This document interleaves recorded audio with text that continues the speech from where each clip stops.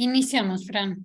Bien, bueno, el día de hoy vamos a comenzar con la séptima clase de esta diplomatura en Filosofía de la Liberación, que se ha titulado Una mirada decolonial a los debates sobre integración regional y va a estar a cargo de Lautaro, que ya lo hemos conocido porque ya nos ha acompañado en otra clase esta diplomatura.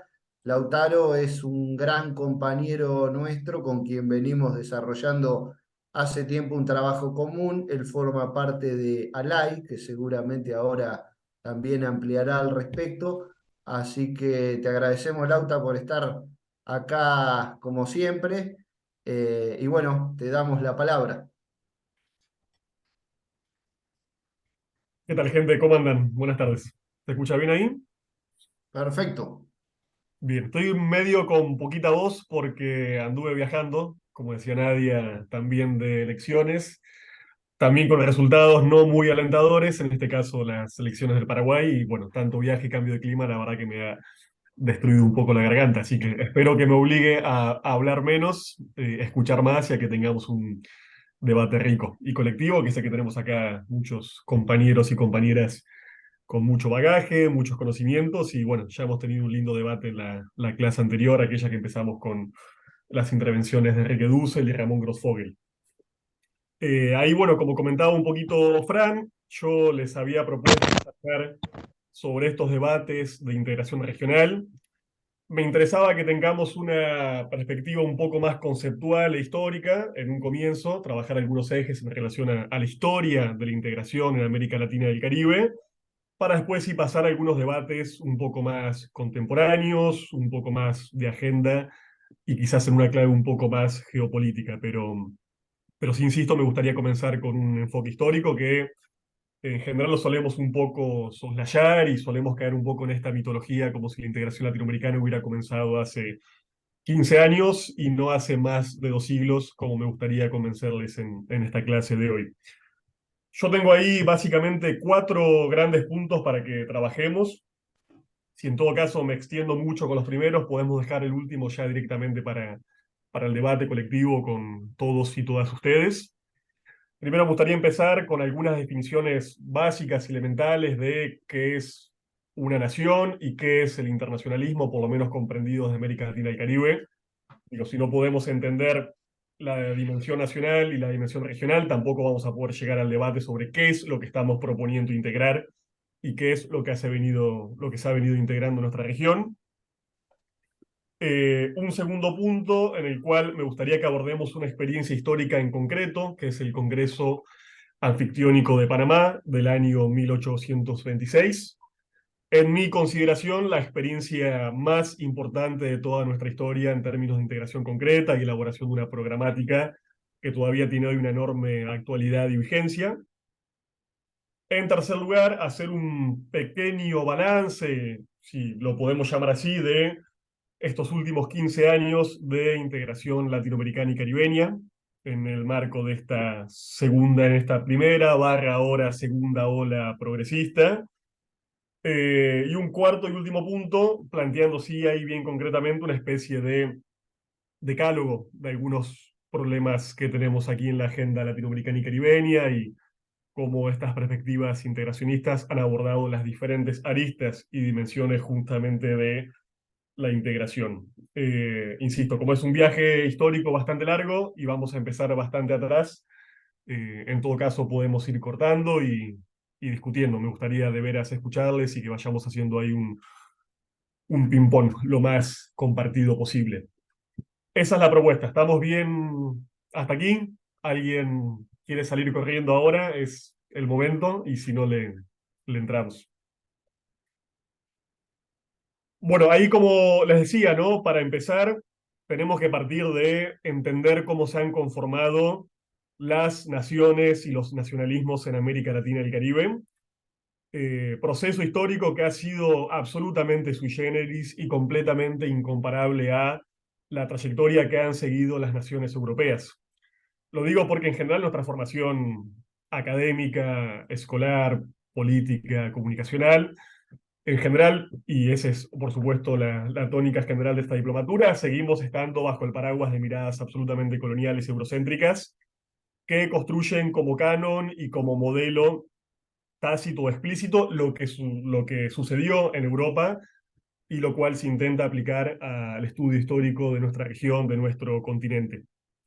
Si pensamos en la trayectoria europea clásica de formación de sus nacionalismos, de sus naciones contemporáneas, modernas, vamos a ver tres caminos, tres vías clásicas. Uno es el de las revoluciones burguesas, no voy a profundizar ahí. Eh, ya la educación escolar y universitaria nos machaca bastante sobre aquellos procesos históricos, pero básicamente mencionar el caso obvio de la Revolución Francesa, no solamente en su momento efectivamente revolucionario y jacobino, sino en un tránsito largo que conecta con el propio imperio napoleónico y va hasta su caída en el año 1815. Es esta revolución burguesa, este proceso comandado por una clase social ascendente, la que va a constituir en Francia como modelo típico una nacionalidad particular, que por supuesto no podemos desacoplar de sus propias políticas y perspectivas coloniales. Las naciones europeas se construyen en espejo y en confrontación con alteridades que son colonizadas, subalternizadas, incluso los propios resortes materiales de su poder tienen que ver con procesos de acumulación por despojo que tienen que ver con sus políticas coloniales. Tenemos también una serie de procesos que se han dado en conocer como de unificación o de reunificación nacional. Aquí los casos típicos son el Risorgimento italiano y el proceso de unificación alemana, ambos concluidos en el año 1871, por el cual una serie de principados o entidades feudales o agrupaciones políticas menores se unifican bajo el modelo de un Estado-nación, ya profundamente influidos por eh, el romanticismo europeo y una serie de ideólogos que fueron muy, pero muy importantes en el contexto europeo. Y tenemos en tercer lugar otra vía clásica de constitución nacional que tiene que ver con la disolución de algunos imperios multinacionales hacia el final de la Primera Guerra Mundial. Hablamos de las repúblicas surgidas del antiguo imperio turco-otomano, del antiguo imperio austrohúngaro y de la Rusia zarista, todos imperios que, insisto, se desgajan, colapsan después de la Primera Guerra Mundial y dan lugar al surgimiento de numerosas naciones y nacionalidades. Esas tres vías, esos tres caminos clásicos de Europa, insisto, no tienen nada que ver con el proceso seguido, perdón, por nuestras naciones latinoamericanas y caribeñas. Aquí tuvimos ciclos absolutamente diferenciados. Tenemos, por ejemplo, un texto, un volumen muy importante que se llama La filosofía latinoamericana, caribeña y latina, una compilación hecha por justamente Enrique Dussel, Carmen Borges y Enrique Mendieta. Texto en el cual, en un acápite muy importante, la historiadora venezolana Carmen Borges va a plantear una serie de ciclos de constitución nacional y ciclos independentistas en el caso de nuestra América.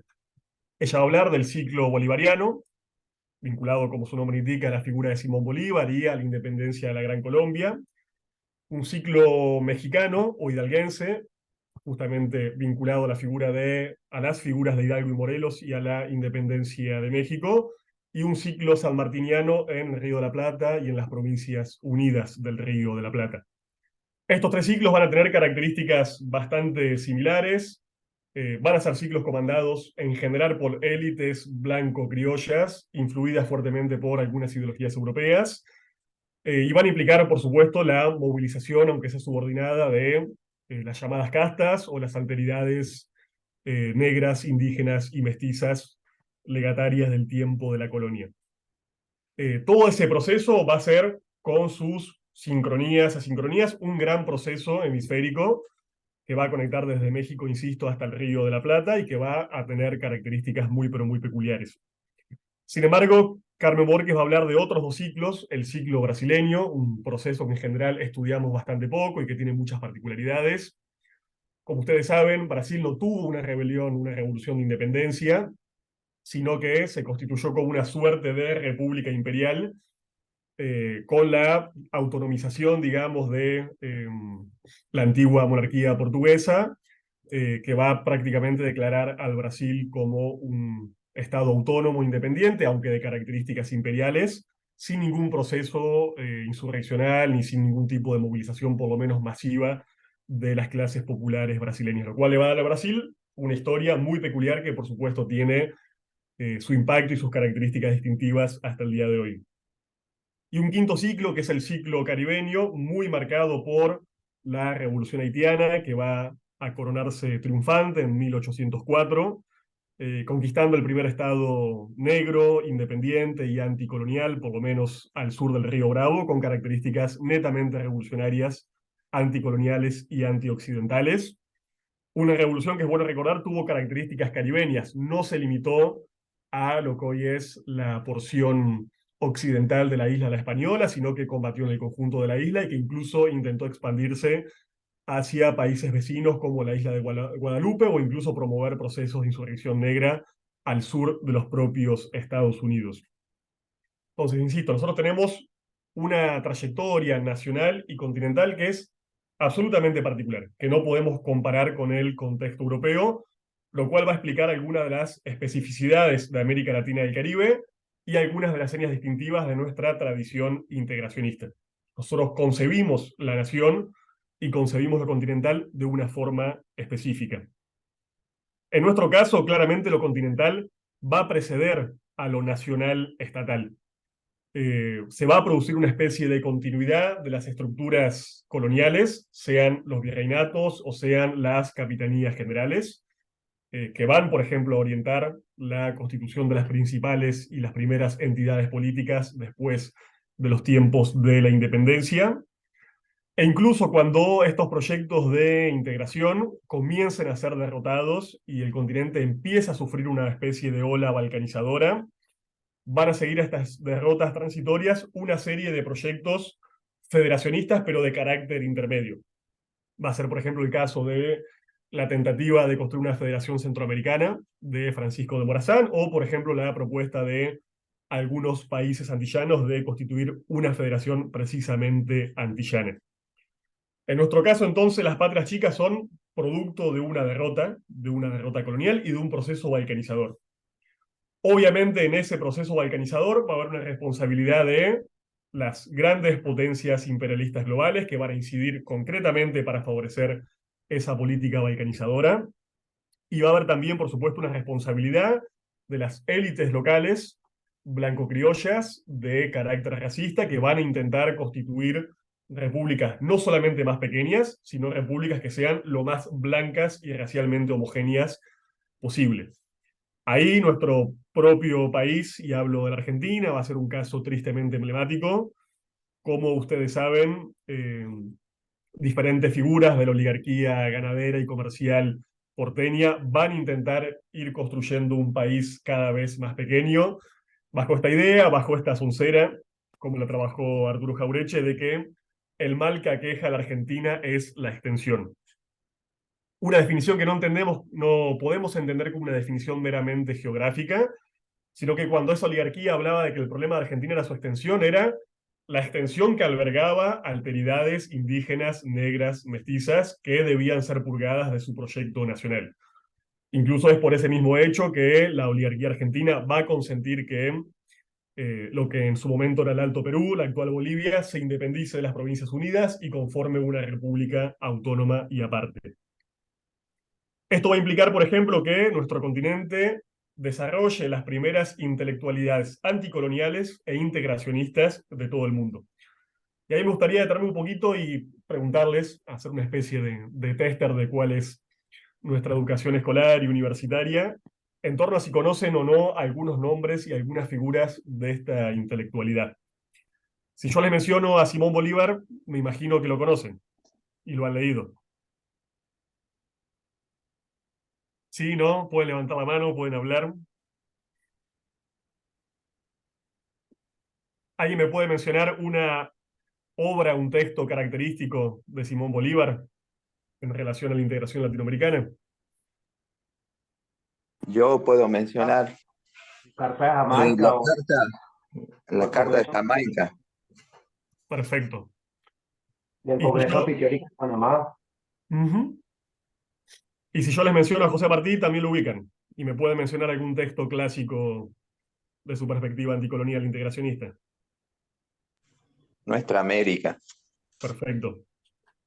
Pero si yo les menciono Versos breves. a Jean-Louis Bastei o Abreu Lima, por ejemplo, ¿les conocen? ¿Le han leído en la escuela, en la universidad, en su formación política? Abreu de Lima era un militar brasileño que peleó aquí en la Guerra de Independencia venezolana, absolutamente desconocido en los pensos de escuela y los pensos académicos, pero fue reivindicado por el comandante Chávez y su figura fue conocida a partir del descubrimiento que el comandante Chávez hace él mismo y sus aportes al mismo. Hay varias empresas e iniciativas estatales y populares que ahora llevan el nombre de Abreu de Lima aquí en nuestro país. Excelente, compañero. Me imaginé que ese aporte vendría desde Venezuela. Esto lo digo en el sentido de que generamos una intelectualidad muy temprana. En prácticamente todos nuestros países hubo figuras destacadas de ese pensamiento integracionista que cuando pensaban y discutían en términos de soberanía e independencia nacional, definían a la nación como un conjunto, como un amplio conjunto hemisférico situado al sur del Río Bravo, e incluso hay quienes llegaron a definir a la nación como una nación latinoamericana o latinoamericana y caribeña. Hay ejemplos notables en la Revolución Haitiana, la figura de Jean-Louis Bastei, que fue canciller de Henri Christophe, una de las principales figuras de su proceso revolucionario, que va a justificar esta política de integración caribeña y va, por ejemplo, a convocar a que todos los negros y negras del mundo, todos los esclavos y esclavas del mundo sean considerados como ciudadanos haitianos y puedan hallar en el país un lugar de acogida, un refugio, un pedazo de tierra y derechos de ciudadanía. También está la figura de José Cecilio del Valle, un hondureño que escribió prácticamente el primer manifiesto integracionista de nuestro continente, que es un ensayo muy breve, muy hermoso y muy interesante, que se llama Soñaba el abad de San Pedro y yo también sé soñar.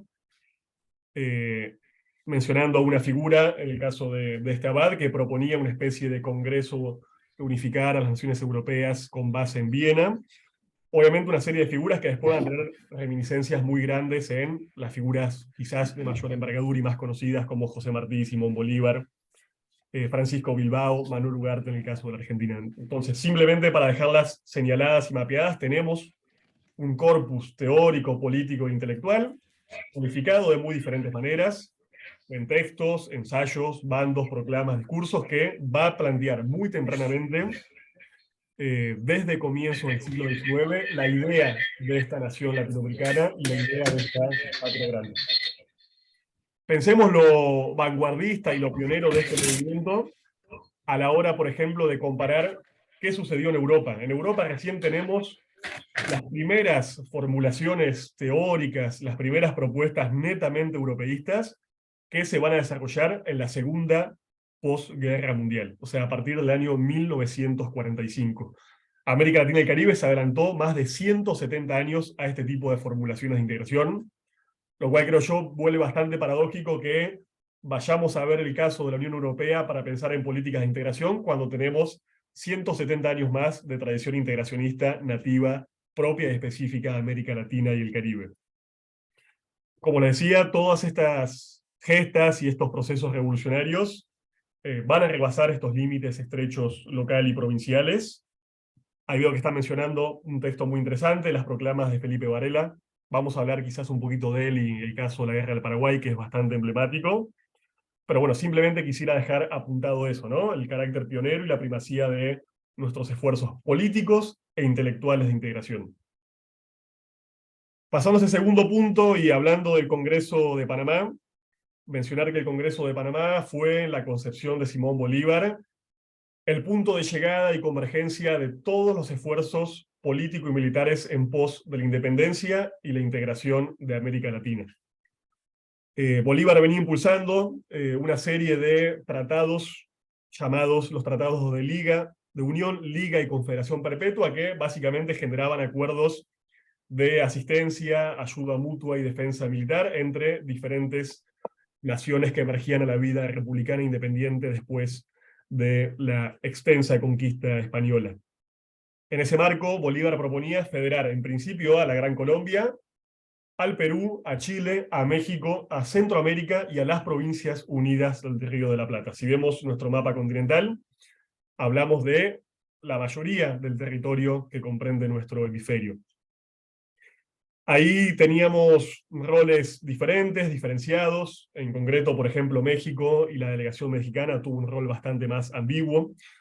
Propuso, por ejemplo, y logró invitar a delegados y delegadas de Inglaterra, Estados Unidos y lo que llamaban potencias neutrales y amigas, y proponían mecanismos de defensa que fueran meramente transitorios mientras duraba el peligro de la reconquista española y las tentativas de reocupación continental de diferentes metrópolis europeas.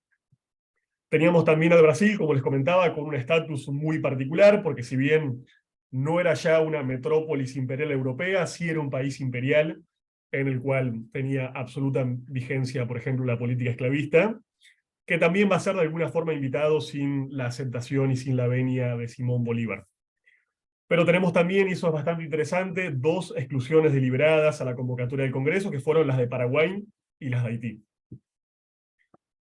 No casualmente, aquellos dos países que habían desarrollado hasta esa fecha dos de los experimentos políticos y económicos más radicales de nuestra región. En el caso de Haití, como les comentaba, derivado a la radicalidad de la constitución de una república negra, conformada por ex esclavos y esclavas, en un ejemplo de tanta radicalidad que va a ser percibido por las élites blanco-criollas del continente, e incluso por las más radicales, como aquellas que convocaban el Congreso de Panamá, como una especie de peligro que tenía que ser conjurado. Digamos que Haití era el límite, el extremo límite al cual no debían propender las revoluciones de independencia. Aún con la política de liberar a las castas, a los esclavos, a los pueblos indígenas de los regímenes de servidumbre, nadie quería en ese momento, al menos no las élites, llegar a un experimento de tanta radicalidad como el de Haití. Y por eso, aunque nos parezca contradictorio, Bolívar va a decir expresamente que Haití no debe ser invitado al Congreso de Panamá, lo cual ya nos da un margen de debates y me parece ahí algunos aspectos y contradicciones que todavía tenemos en las políticas de integración hoy en día. Bolívar y algunos de los delegados van a proponer algo muy pero muy interesante para ver la profundidad de estos mecanismos de integración que se estaban planteando, que es constituir un cuerpo de más de 100.000 hombres, una especie de contingente militar unificado de todos los países que se proponía federar a través del Congreso Anfictiónico de Panamá. Se proponía que este cuerpo militar tuviera un carácter defensivo, que cualquier país que fuera invadido por potencias extrañas pudiera ser defendido por este comando militar unificado, y que además este contingente militar se utilizara para liberar a las islas de Cuba y de Puerto Rico, todavía en esa época colonizadas por España. Entonces veamos la radicalidad de este planteo. No solamente se proponía integrar a los países ya independientes, sino también impulsar una especie de segunda ola anticolonial que pudiera terminar de expulsar a los españoles de todo el hemisferio. Esa propuesta, la constitución de un cuerpo militar, lamentablemente no fue aprobada. Incluso fueron las delegaciones mexicanas las cuales boicotearon esa propuesta, con la enorme paradoja histórica de que apenas 22 años después, el propio México, que había vetado ese cuerpo militar defensivo, va a ser invadido por los Estados Unidos y va a perder más de la mitad de su territorio a manos de la colonización yanqui en su territorio. Entonces, eso nos da una paradoja histórica bastante importante y habla de viejos debates en torno a cuál ha de ser la profundidad o la radicalidad de las políticas de integración. Cuando hablamos de integración hablamos de miradas y orientaciones que a veces son bastante, pero bastante divergentes. Entonces, insisto, este Congreso de Panamá va a dejar una problemática bastante avanzada, no solamente va a plantear la unidad militar, también va a plantear una especie de unidad comercial y aduanera, o sea que todas las repúblicas federadas sean consideradas como territorios de libre tránsito de mercancías, y también va a proponer una especie de esquema de libre movilidad humana, como la posibilidad de emigrar y desplazarse de un país a otro sin demasiadas trabas. O sea, realmente lo que se ve en la propuesta del Congreso de Panamá es que Bolívar proponía un mecanismo de integración que tendiera a constituir en América Latina y el Caribe una federación de estados continentales, un modelo, si se quiere, parecido al de los Estados Unidos de Norteamérica o el de los propios Estados Unidos mexicanos. Hablamos de una forma y un mecanismo de integración estricta, radical, de muchísima, pero muchísima profundidad. Incluso, insisto, muchos de estos mecanismos son los que después va a firmar la Unión Europea recién en la década del 90 del siglo XX, los que va a acordar con el llamado Tratado de Maastricht. Entonces, nuestro carácter pionero es muy, pero muy pronunciado. Después, y pasando a un tercer punto, tenemos, obviamente, nuestra ola de integración latinoamericana y caribeña del siglo XXI, nuestros últimos 15, 20 años de política de integración, que han arrojado una serie de avances, de mecanismos bastante novedosos y también de debates que siguen siendo irresolubles, o por lo menos tienen todavía una enorme actualidad. No sé si han leído o han escuchado algunos de los mecanismos de integración que se han conformado en los últimos años. Me imagino que han escuchado hablar del caso de la UNASUR, del caso de la CELAC, probablemente también de la Alianza del Pacífico. Pero me gustaría empezar un poquito más atrás, porque en general las políticas de integración que pensamos en nuestro continente suelen tener un sesgo muy vinculado a las naciones sudamericanas. Y dejamos de pensar la integración de las repúblicas centroamericanas y de las naciones caribeñas, cuya situación geográfica es mucho más particular y tiene una especie de dispersión constitutiva en relación a su carácter insular. En nuestro continente tuvimos en las últimas décadas un organismo muy importante que es la CARICOM, la Comunidad de Estados Caribeños, que básicamente aglutina hoy a 13 países anglófonos, la mayoría de ellos ex colonias británicas, o países que incluso siguen reconociendo la jefatura de Estado a la monarquía británica, y los casos peculiares de Haití y de Surinam.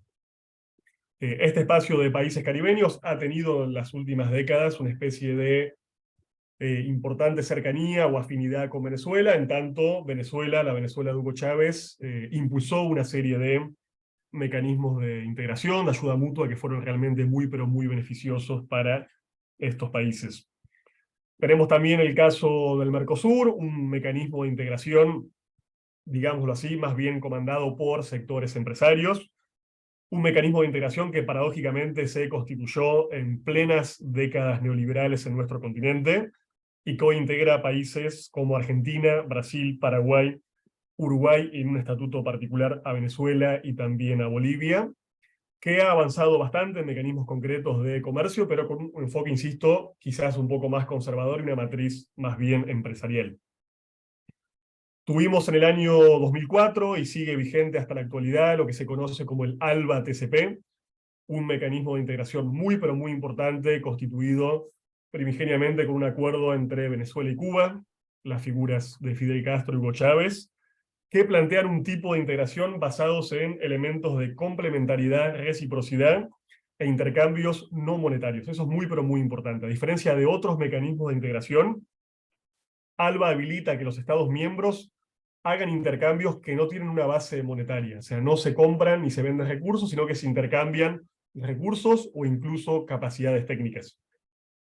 Como ustedes saben, por ejemplo, Cuba es un país que no tiene grandes recursos de exportación, pero tiene un enorme potencial profesional, una tremenda capacidad médica y una enorme formación en diferentes campos de la ciencia, la tecnología y la salud, que ha ofrecido, por ejemplo, asistencia sanitaria a cambio de recibir recursos como hidrocarburos y otros de parte de Venezuela y de terceros países.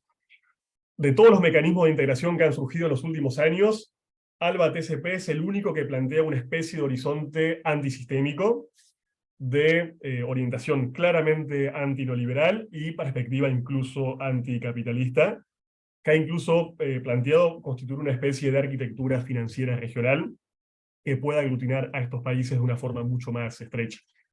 Estamos debatiendo hoy, por ejemplo, la propuesta que reflotó Brasil de pensar en una especie de moneda común sudamericana, y en ese marco es justo decir que esa propuesta fue generada primero desde Venezuela, impulsada por Hugo Chávez ya hace bastantes años, que era la propuesta de la moneda Sucre, o por lo menos un sistema único de intercambios regionales. Y tuvimos también en los últimos años la constitución de la UNASUR, un bloque de integración en un momento en el cual buena parte de los países de Sudamérica estaban comandados por gobiernos progresistas, que planteó una integración a escala sudamericana y que tuvo algunos avances y conquistas importantes, como fue constituir un Consejo de Defensa, por ejemplo, o que incluso logró impedir algunas tentativas de golpes de Estado, como fue el caso de Bolivia en el 2009 y el caso de una especie de insurrección policial que hubo contra Rafael Correa en Ecuador. Ese mecanismo, la UNASUR, fue desbaratado en los últimos años cuando hubo una especie de revancha conservadora y la mayoría de los países de la subregión quedaron bajo el control de figuras muy, pero muy conservadoras, y está ahora, de forma muy incipiente, empezando a rearticularse y ponerse en pie otra vez. Y tuvimos también, y este es un mecanismo bastante interesante por su amplitud, la constitución de la CELAC en el año 2011.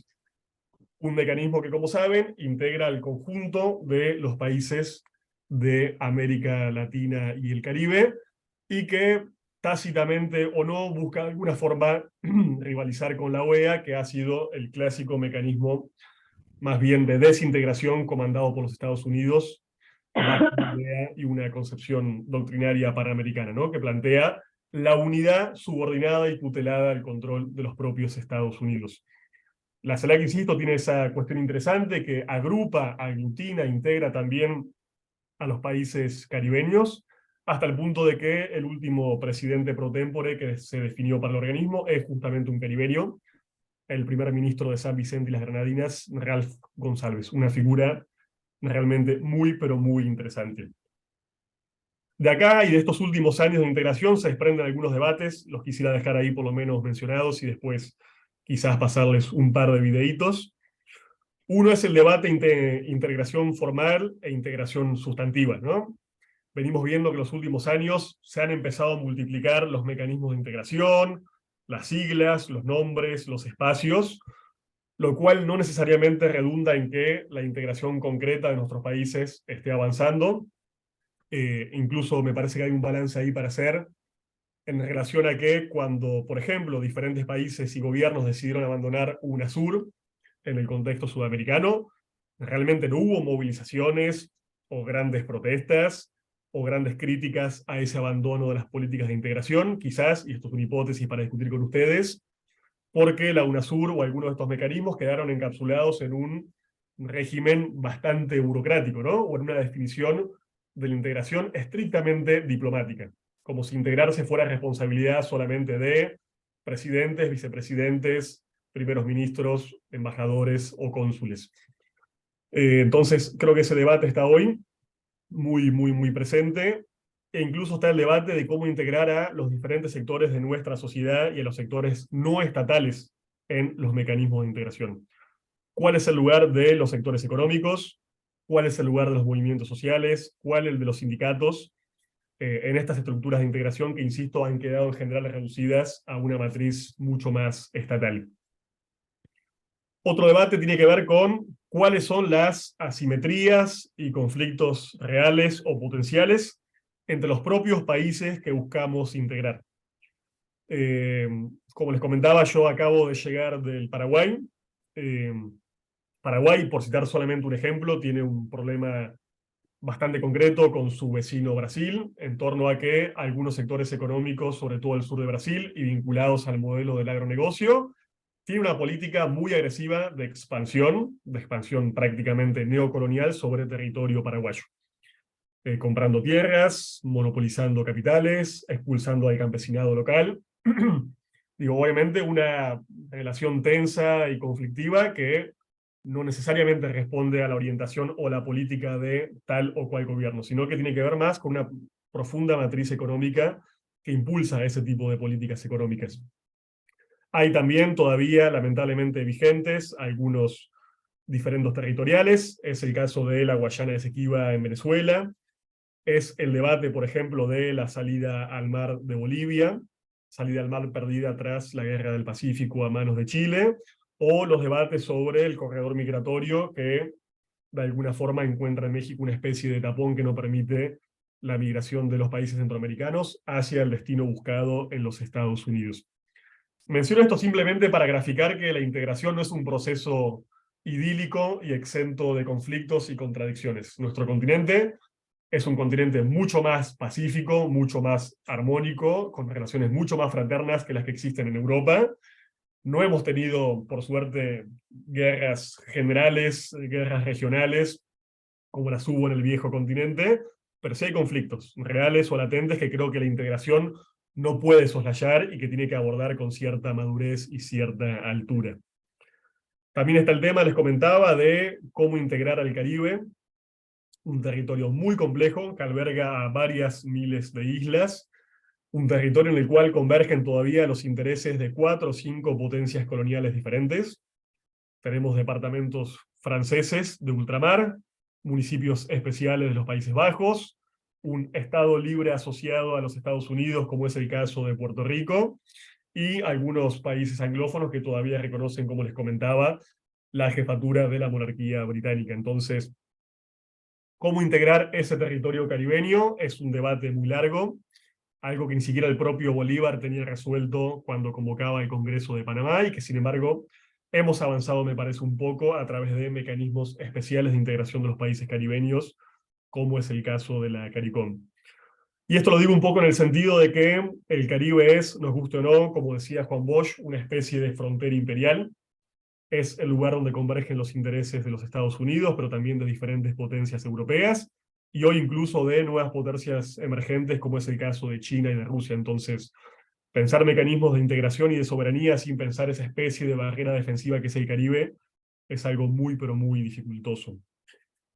Y otro debate creo que tiene que ver con qué otras experiencias de integración regional conocemos, reconocemos y podemos eventualmente llegar a aplicar en el caso de nuestro continente. En general, la experiencia de la Unión Europea es la más conocida, la más estudiada, la más vendida como modelo, y sin embargo esa experiencia de integración ha tenido, me parece, una serie de graves problemas que no deberíamos replicar. Uno es, por ejemplo, un esquema de integración que claramente favorece a los grandes países en desmedro de las naciones más pequeñas. En el caso de la Unión Europea, sabemos que hay una especie de exclusivismo impulsado por Francia y por Alemania, que son los grandes ganadores de este esquema de integración, que se han impulsado políticas de unión migratoria hacia adentro, pero de fuerte exclusión migratoria en relación a los contingentes migrantes que llegan desde Medio Oriente o África, y que esta integración también ha tenido una integración en clave estrictamente militar, que ha sido bastante problemática y es bastante colonial, como es el caso de la subordinación a la OTAN y sus intereses guerreristas en prácticamente todo el mundo. Entonces, insisto, y solamente para repasar hasta ahí, la integración tiene oportunidades, implica avances, pero tiene también una serie de dificultades y debates pendientes que sería bueno que empecemos a abordar. ¿Cómo vamos hasta ahí? Capaz que fue muy rápido, díganme ustedes. ¿Vamos bien? Sí, Veo no, vamos bien. una manito levantada de Afil Europa, no sé si es...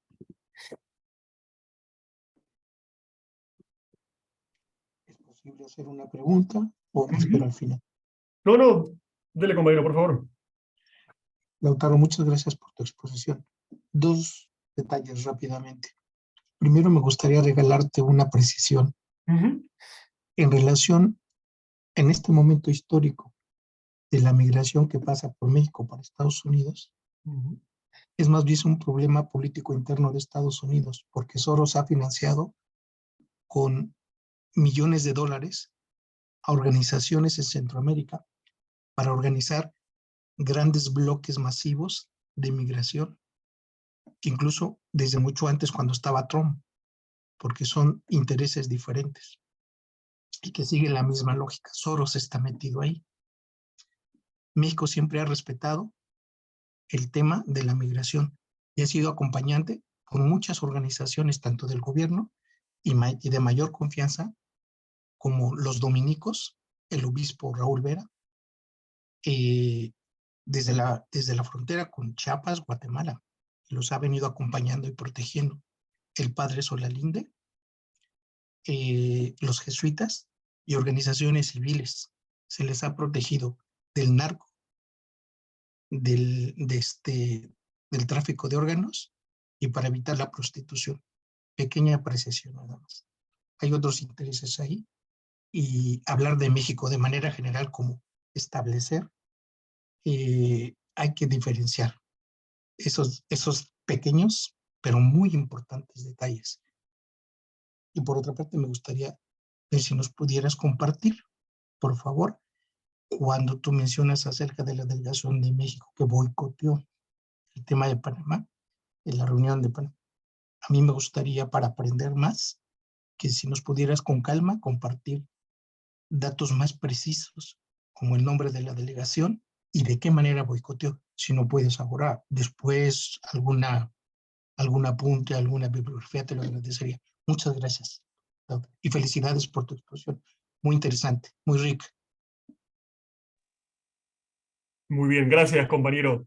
No, para puntualizar la cuestión migratoria, digamos, yo creo que ahí tenemos un problema que es centrar ese debate solamente en México. Evidentemente, México es un país demasiado importante en los corredores migratorios centroamericanos, pero no es el único, digamos. Incluso hay diferentes países que han empezado a operar como una especie de tabiques. Hoy tenemos un tapón migratorio muy concretamente en el Darién colombiano, tenemos otro en Guatemala, tenemos otro en México. Lo digo en el sentido no tanto de puntualizar la cuestión mexicana, sino de reconocer que las políticas de integración tienen desde hace 2 siglos un componente en relación al debate y la cuestión migratoria.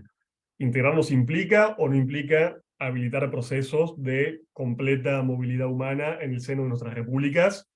Eso, por ejemplo, es lo que ha experimentado en parte la Unión Europea y es lo que incluso proponía Bolívar y las delegaciones de Bolívar en el Congreso de Panamá. No digo que necesariamente tenga que ser así, pero es un debate indisociable de la perspectiva de la integración. Sobre el rol de la delegación mexicana en el Congreso de Panamá, yo ahí les pasé, y sé que Fran lo subió a la plataforma, 3 textos de bibliografía que llamemos básica, no vamos a decir obligatoria porque no tienen ninguna obligación de leerla, pero sí es una bibliografía elemental para acompañar y dar un marco conceptual a la clase. Y uno de los textos, que de hecho es de mi autoría, habla puntualmente sobre la experiencia del Congreso de Panamá, cómo este fue convocado y cómo este se terminó diluyendo a poco tiempo después de juntarse justamente en Panamá, y se puntualiza la historia de la delegación mexicana, quiénes fueron, y también para entender, no es una cuestión de culpabilizar que culpa de los mexicanos se cayó el Congreso, sino entender cuál era esa especie de ambigüedad estratégica de un México que estaba cerca de su subregión, pero también muy cercano y ya muy estrechamente vinculado a los Estados Unidos. Eso está ahí detallado en ese texto, se llama La paradoja de Chapultepec y está subido. Si tienen algún problemita para acceder, obviamente me lo pueden pedir y se lo enviamos. Y aprovecho a comentar que les envié otros 2 textos, pido desde ya disculpas por la demora en enviarlos. Uno es un libro muy interesante de reciente aparición de Ricardo Jiménez, que habla justamente y mapea estas diferentes tradiciones y figuras intelectuales que pensaron en la integración latinoamericana y caribeña. Están prácticamente todos y todas ellas muy pero muy entallados, con una prosa muy rica y un texto muy pero muy amable. Y un tercer texto que les envié, que ahora me estoy olvidando cuál, capaz Fran se acuerda. Un texto de una socióloga ecuatoriana, Irene León, que hace más bien el mapa y el balance de los procesos de integración de los últimos 15 años, también con sus debes y sus saberes en función de lo que se viene en nuestro contexto. Después les envié libros, varios, hay muchísimo material sobre este tema, pero me parecía que esos 3 textitos un poco más breves eran buenas introducciones a nuestros debates.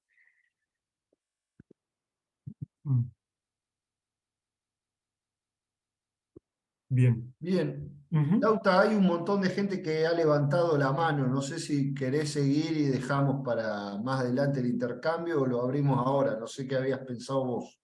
Les propongo algo. Tengo 2 videitos muy breves, pero me parece que bastante significativos. Duran 2 minutitos cada uno.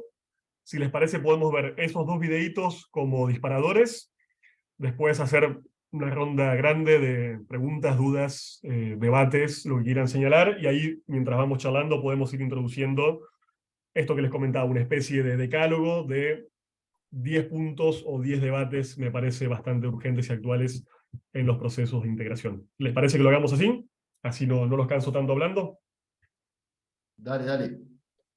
Bien, voy a compartir acá, a ver si esto funciona. Estás autorizado, Lau. ¿Estoy autorizado? Sí, sí. Perfecto. Compartir Windows. A ver, a ver. ¿Están viendo ahí, no? Sí, perfecto. Muy bien, vamos con uno.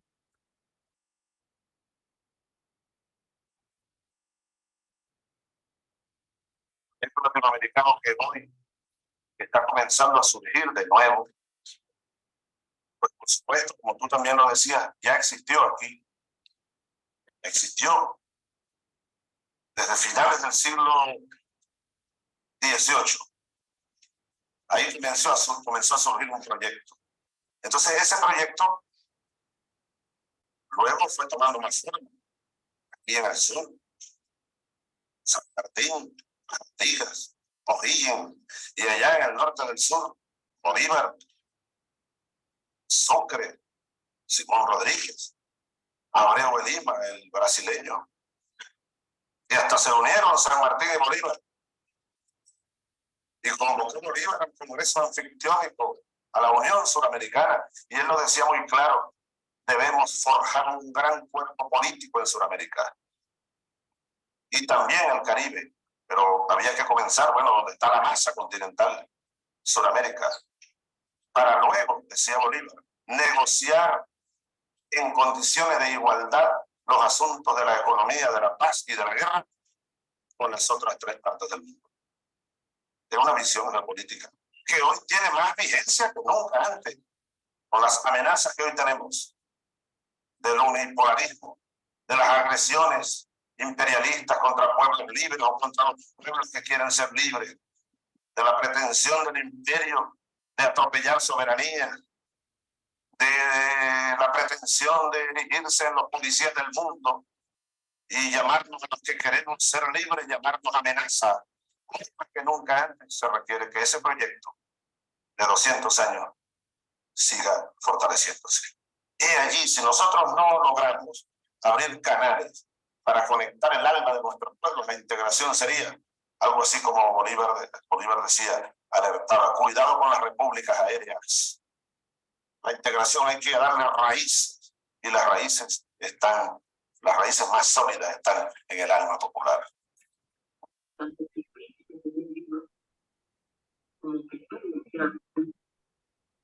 Y vamos con el segundo.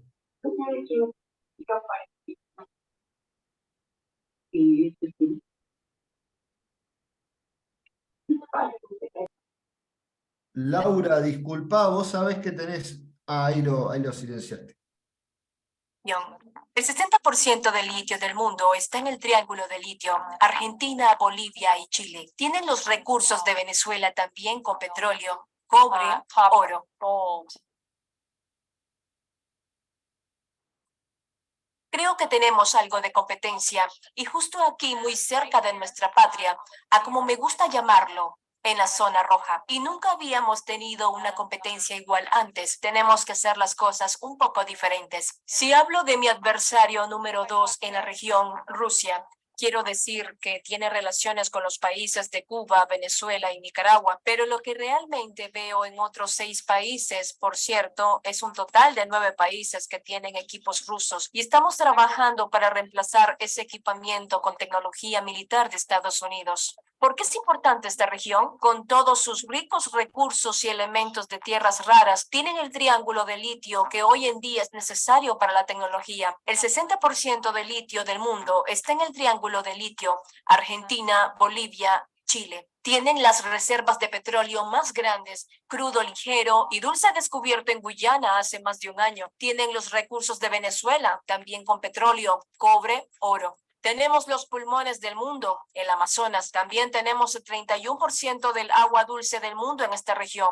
Quiero decir, es fuera de lo común. Pero luego, cuando hablas de comercio, el comercio es increíble. En cuanto a los actores estatales malignos que tenemos activos y muy activos, en la región tenemos una competencia, y yo diría que estamos con una competencia estratégica en el hemisferio occidental con la República Popular China. Para ver el aumento de inversión en el comercio, China pasó de 18.000 millones en 2002 a más de 450.000 millones hoy, y en camino a que crezca hasta más de 750.000 millones en un futuro cercano. Tenemos mucho que hacer. Esta región importa, tiene mucho que ver con la seguridad nacional, y tenemos que intensificar nuestro juego. Has a lot to do with national security, and we need to step up our game.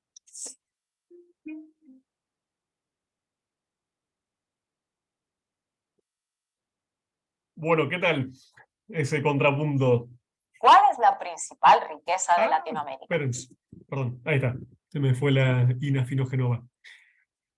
Bueno, simplemente una breve intro de lo que escuchamos y ahí sí abrimos. Por supuesto, escuchamos primero a Hugo Chávez. Me parece plantear con bastante conciencia histórica esta especie de gran raíz, ¿no? Él Lau, plantea, me parece que seguían dando tu video o se escucha una música. a Está ver, muy linda, pero ahí se escucha algo. No, yo lo saqué, ¿eh? No sé si se escucha todavía. perfecto, bien. Ahora sí. No, eso, digamos, como escuchamos a Hugo Chávez plantear muy claramente que la política de integración contemporánea de América Latina tiene y tuvo raíces históricas muy claras y aportar una mirada geopolítica que es bastante clave. Nosotros no podemos entender la integración o este concepto de nación latinoamericana o esta idea de patria grande si no estamos pensando en algún tipo de antagonismo, ¿no? Si no hubiera un otro amenazante, un otro colonial, imperial, no estaríamos seguramente necesitando de forma tan urgente estas políticas de soberanía e integración regional. Me parece muy interesante también esta idea que aporta Chávez de las repúblicas aéreas. Cuidado con que la integración sea solamente un discurso, solamente un cónclave, solamente una proclama. Tiene que tener basamentos reales y raíces históricas. Lo segundo que escuchábamos era a Laura Richardson, jefa del Comando Sur de los Estados Unidos. Como ustedes saben, las Fuerzas Armadas de Estados Unidos se han dividido todo el globo terráqueo en diferentes comandos que tienen a su cargo la vigilancia y la salvaguardia de los intereses nacionales de los Estados Unidos. Y lo quería dejar como contrapunto un poco para marcar que a veces nosotros todavía seguimos pensando nuestro continente bajo la ficción jurídica de nuestras diferentes nacionalidades o nuestros diferentes estados. Si ustedes se fijan, Laura Richardson, el Comando Sur, los Estados Unidos, están pensando en una región continua en la cual las fronteras importan absolutamente nada y en la cual los recursos estratégicos, el litio, los hidrocarburos, los minerales, la biodiversidad son un continuum territorial que se expande desde la Patagonia hasta el Río Bravo. Entonces, esa mirada de unidad, esa mirada geopolítica creo que es bastante interesante para que apliquemos nosotros y nosotras mismas. Y sobre todo esta idea muy clara de que la región importa, de que América Latina y el Caribe es teóricos y pseudoanalistas que es el lugar particular de nuestro continente en la geopolítica de los Estados Unidos. Y bueno, cuál debería ser en todo caso la política que podamos oponer a esos intereses. Ahí sí, me callo, les escucho y abrimos el debate si les parece. Bien, habían pedido primero la palabra Brut y María Ángela, no vi quién la levantó primero, y después está Daniel y después Miguel. No sé, María Ángela y Brut. Bueno, la compañía de María Ángela primero y después yo. Bueno, muchas gracias. Bueno, luego de este gran recorrido, en realidad que me deja muy sorprendida de muchas veces elementos que uno se pone a considerar, ¿no? Solo quería aportar el sistema de integración centroamericana que tenemos, que va desde Panamá hasta Belice, ¿no? Incluye ahora República Dominicana, Belice y Cuba, que está, digamos, en un proceso de análisis y se integra. Y eso, ¿no? Recordar que existe uno, pero también como en estas agendas del SICA, porque hay diferentes secretarías, la de salud, que es la que más conozco, pero está la de economía, está la de educación, y creo que hay una de migración. El papel que juegan los organismos internacionales en definir su agenda y en sujetar el desarrollo de todos sus planes de integración con un enfoque a lo que los organismos internacionales como el BID, como la OPS-OMS, como el Banco de Desarrollo Centroamericano quieren. Entonces, esa integración sometida a esas políticas de las transnacionales. Quizás eso quería comentar, lo he vivido muy de cerca por 10 años en el área de salud, donde prácticamente hubo un momento en que el plan de integración en el tema de talento humano era el plan de la OPS, ¿verdad? Entonces eso quería comentar y compartir con ustedes.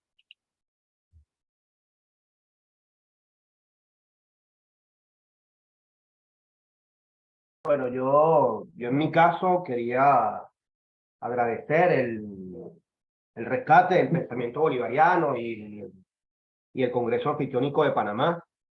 Creo que la figura de Bolívar y rescatar su pensamiento en cuanto a la unión de nuestros pueblos. Bolívar siempre proclamó que la patria debe ser una sola y que para nosotros la patria es la América. Incluso en la proclama de su muerte hay una frase que es: si mi muerte contribuye a la consolidación de la unión, bajaré tranquilo al sepulcro, ¿no? Unos meses antes de la expulsión de Bolívar de Colombia, se había producido la convención de Ocaña, en donde estuvieron en debate esas dos concesiones, la independencia y la liberación como unión de los pueblos latinoamericanos y una independencia blanca, elitesca, de ricos propietarios, ¿no? Es doloroso reconocer que los movimientos separatistas fueron auspiciados por estas élites blancas, ricos propietarios, y que son dos venezolanos, dos de los que traicionaron a Bolívar. Dos fueron venezolanos. Tenemos a José Antonio Páez aquí en Venezuela y a Juan José Flores en Ecuador, los que contribuyeron a la desintegración de Colombia, ¿no? Aparte, y creo que lo narra de manera genial Gabriel García Márquez en el libro El General en su laberinto, genial pero doloroso, esa élite blanca de Bogotá, de la Nueva Granada, con un discurso y un análisis jurídico de la realidad, se opuso a la liberación de las clases populares, ¿no? Cuando en la clase pasada yo no estuve de manera sincrónica, sino que lo vi después, el caso del lawfare.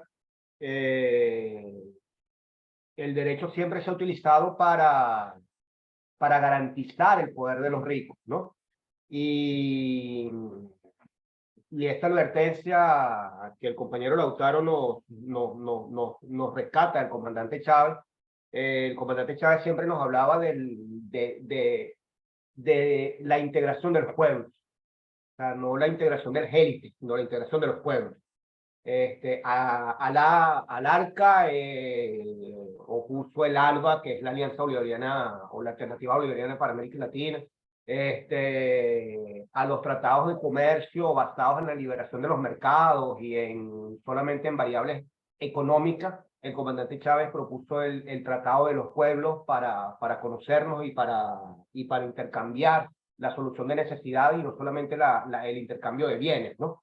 Y nada, lo que quería era hacer una reflexión de eso y muy agradecido por el rescate del pensamiento bolivariano y del Congreso Anfictiónico de Panamá. Gracias. Gracias, Brut. Le pasamos la palabra a Daniel. Bueno, gracias Francisco, muchas gracias.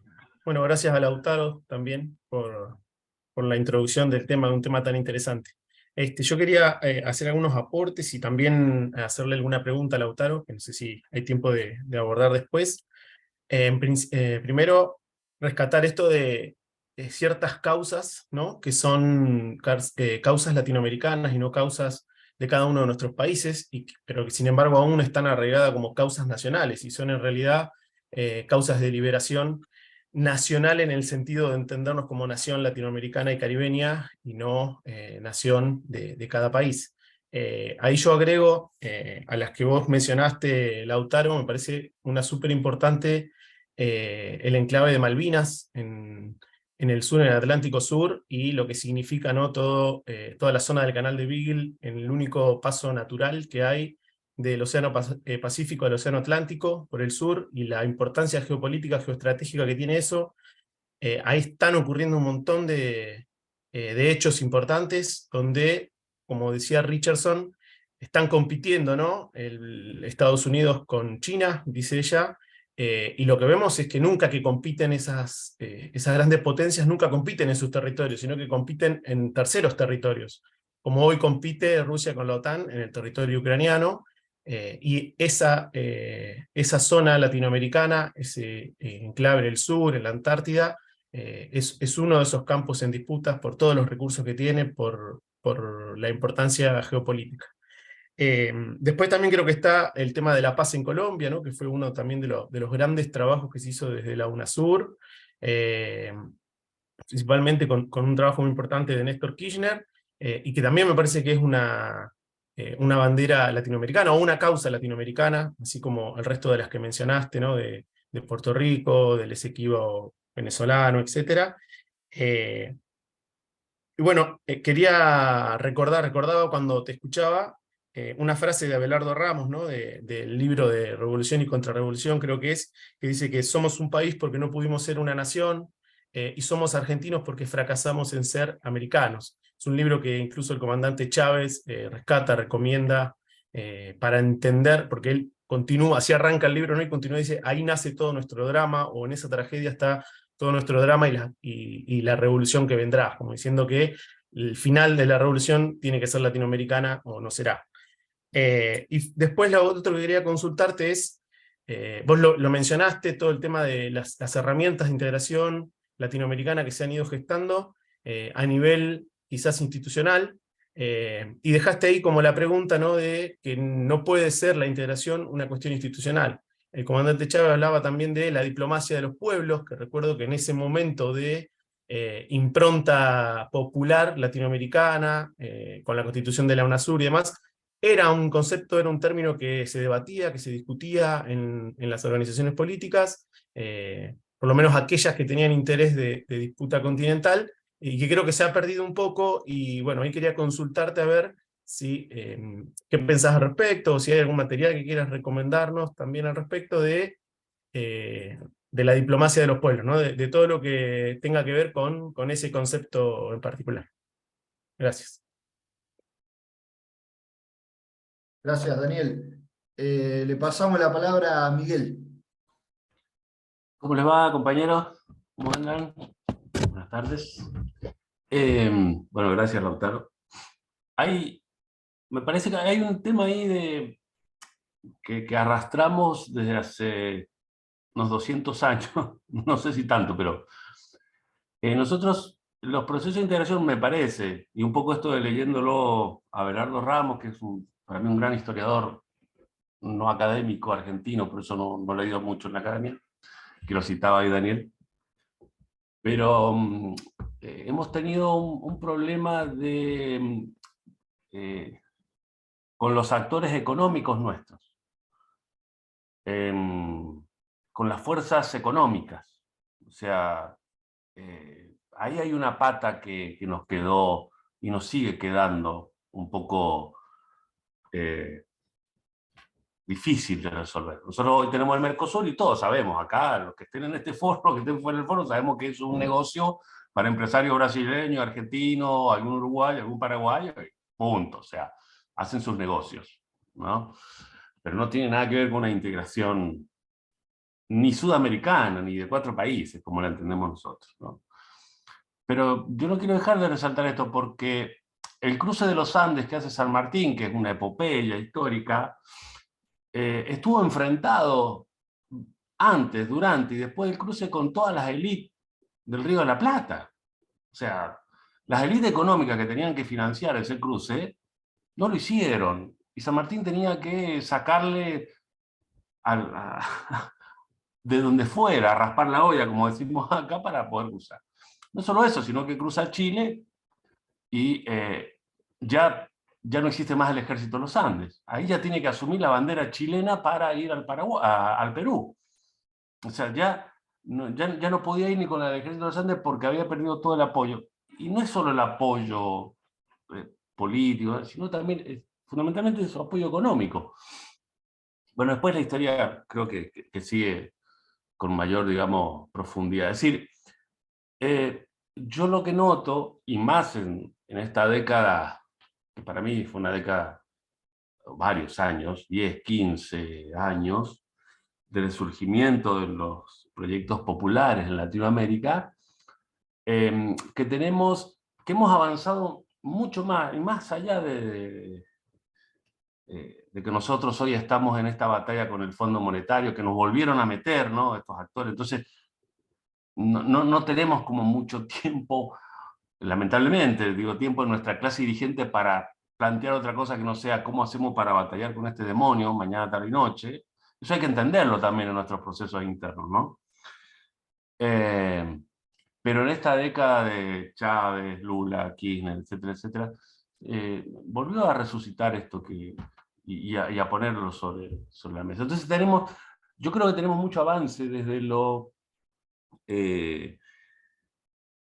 sectores intelectuales, académicos, dirigencia, incluso mucha dirigencia política que ve el tema de la integración, pero nos falta esa cuestión de que la tenés que tomar y agarrar del toro por la arte, que es lo económico. Si no te integras económicamente, es muy complejo.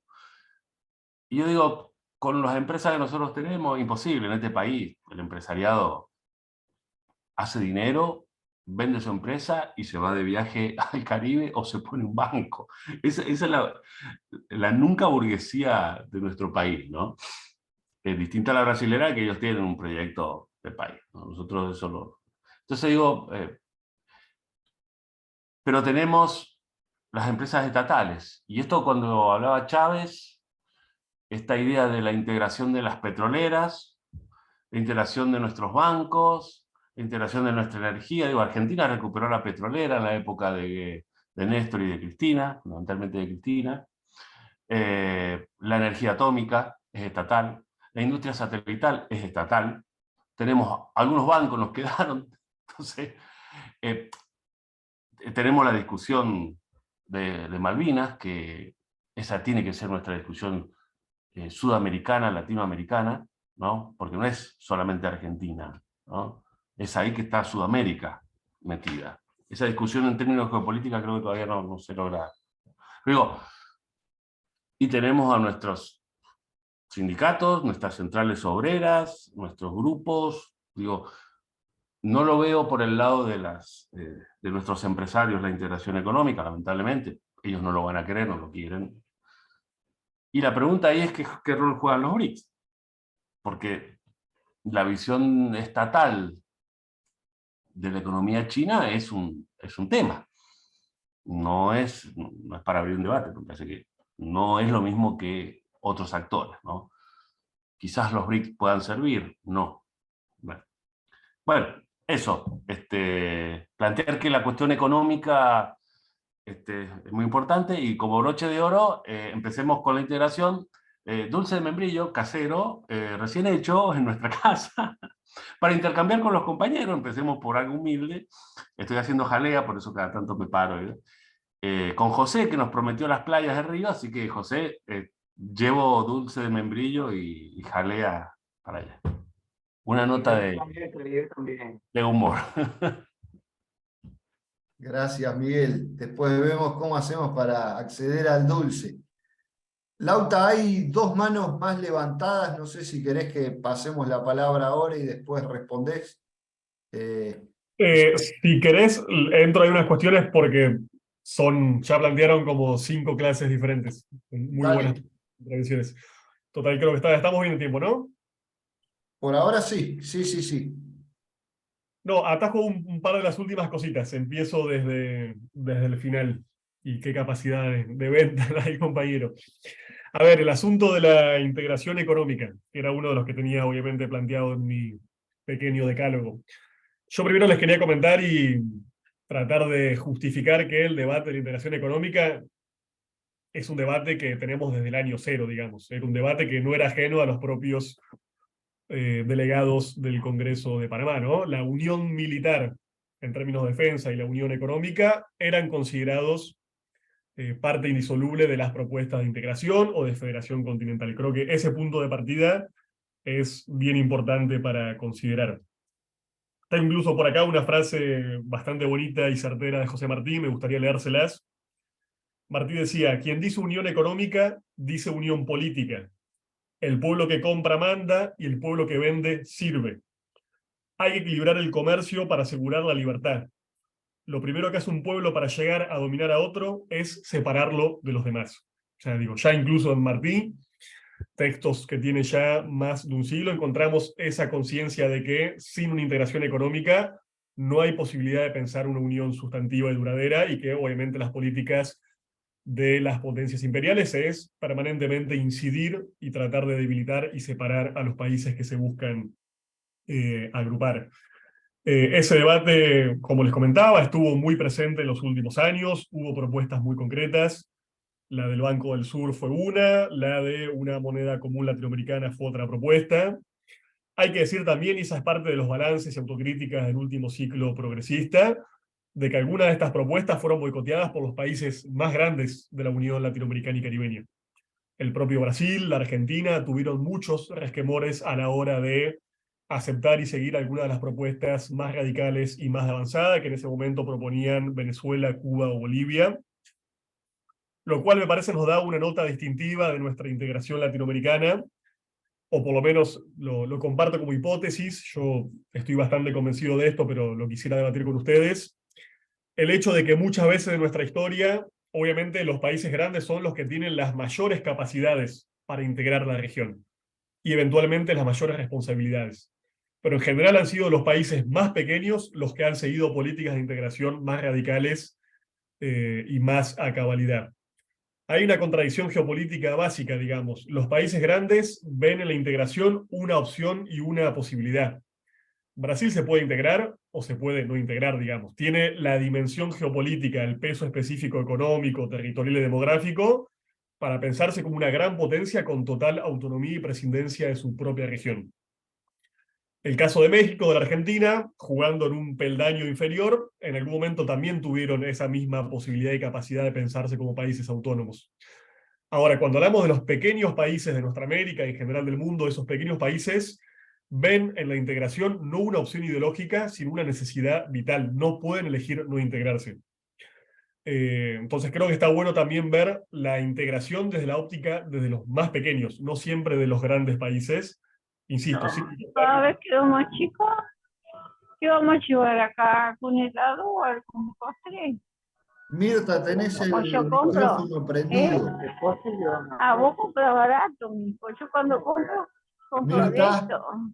tenemos el momento publicitario. No digas nada muy polémico, Mirta, que está siendo grabado.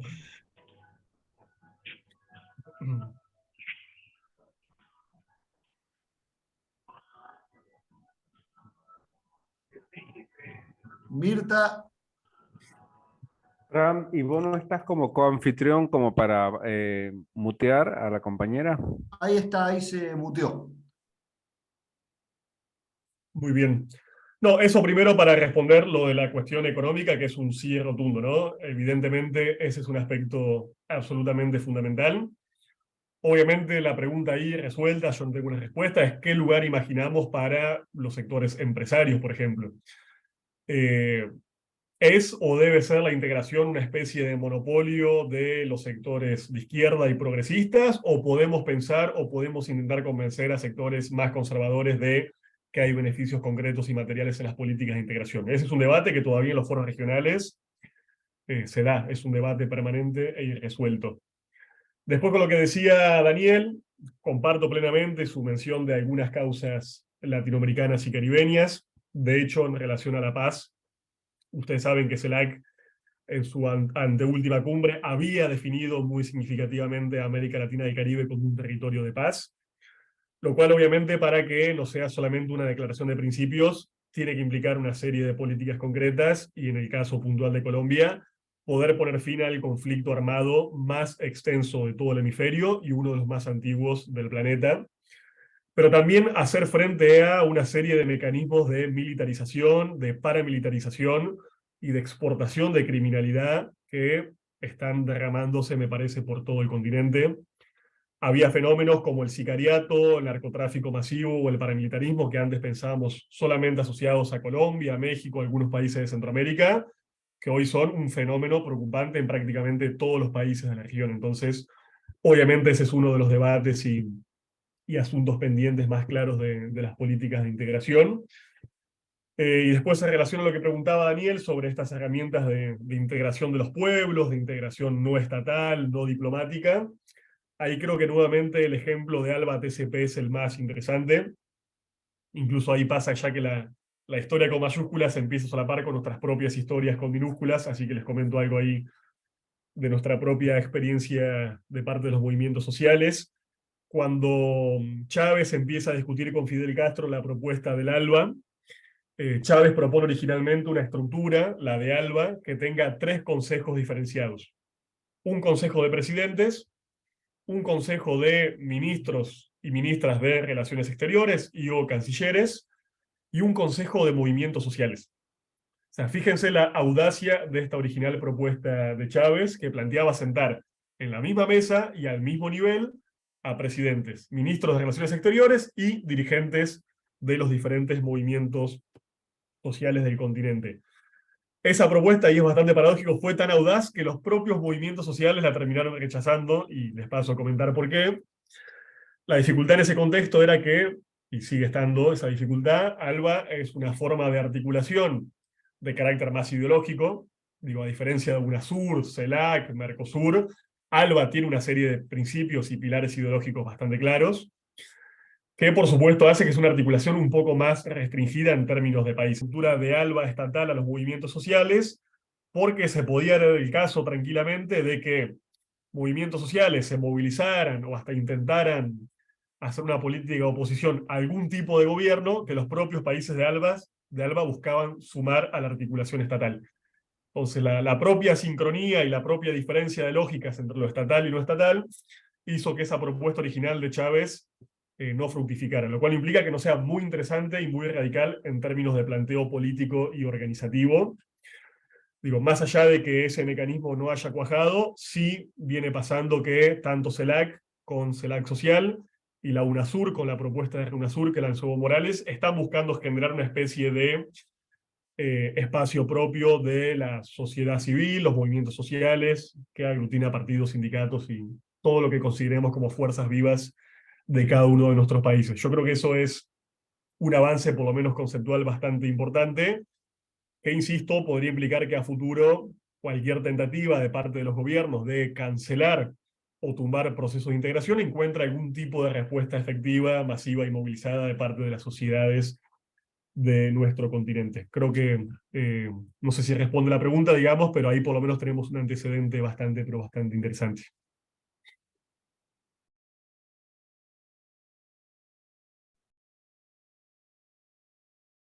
Bien, no sé cómo querés que hagamos, Lauta, si abrimos de vuelta el intercambio, ¿qué tenés pensado vos? Dale. Habían levantado la mano Ana y José Manuel, y después Daniel. Ana, te pasamos la palabra. Sí, 2 minutitos nada más. Con respecto al Mercosur, que hay muy poco integrado el tema del papel de la mujer en la agricultura familiar, ¿sí? Y en el tema de, o sea, son sectores que no se toman en cuenta ni en los proyectos ni en nada, que es el tema de la mujer en agricultura familiar, y había otra cosa en el tema de lo que es educación, ¿sí? Hablo específicamente del tema del papel de la mujer, no de movimientos sociales, porque en movimientos sociales es otra historia, inclusive en algunos lugares del, qué sé yo, la UNICEF y todo eso no está tomado como elaboración del dinero, el proyecto, para poder bancar con dinero los proyectos de las mujeres. Ese es un tema, porque esto está estudiado, que no está tomado en cuenta. Y la otra que te quería preguntar, no sé si preguntar, pero bueno, Grofobel le está hablando desde que empezó la guerra con el tema del sistema mundo. ¿Qué opinás vos? Porque cuando empezaste la clase, vos empezaste hablando sobre este tema del Estado-Nación, ¿sí? Entonces, bueno, ahora él toma en el último libro el tema del sistema mundo justamente por la globalización. Y entonces, ¿cómo se podría manejar en América del Sur y el Caribe este tema, ¿no? De la integración con respecto, del cual estamos totalmente de acuerdo, porque uno depende de otro, con la experiencia del poder comunal de Venezuela, que es fantástico, se está llevando a cabo. Pero son ideas que comienzan en Venezuela, y veo que no continúan, parece que necesitamos un arranque. Yo en realidad no lo veo en nuestro país por cómo está la cosa políticamente, ¿no? Si no se toma ni siquiera en investigar el tema del Fondo Monetario ni del tema de pretensión del asesinato a Cristina. Así que menos se va a tomar lo otro. Pero bueno, ¿cómo lo ves vos a nivel de... Gracias, Ana. Le pasamos la palabra a José Manuel.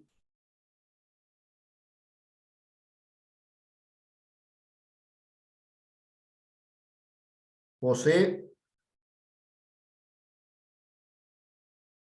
Se Le le debe haber pasamos la cortado palabra. internet. Le Se le debe haber pasamos la cortado palabra a internet. Daniel, entonces.